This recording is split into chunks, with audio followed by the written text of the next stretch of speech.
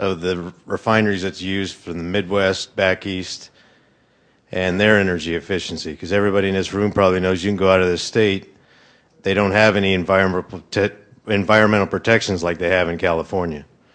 Isn't it true that the refineries in California are the most regulated in the United States, and for that matter around the world?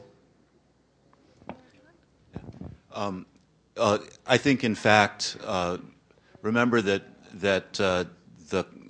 while many of us suspect that there's going to be some sort of correlation that could be quantified for other pollutants, what we're presenting here tonight is science that we've done that shows what the quantified relationships between energy efficiency and greenhouse gas emissions from refineries are. So it's important to keep in mind that while there are landmark or first ever greenhouse gas requirements that are going to be put in place in California and maybe elsewhere, none of the refineries in these studies in the U.S. are actually regulated yet for their greenhouse gas emissions. So there's some parity there.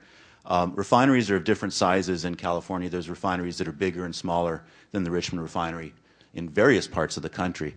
And some of them are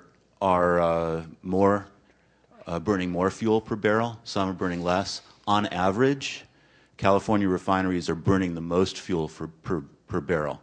Chevron is at the low end of that, in part because we think they're refining oil that isn't as heavy and isn't as high in sulfur as some. But there are refineries in the East Coast and the Midwest that on average are more energy efficient if you measure it in terms of how much fuel per barrel. Thanks.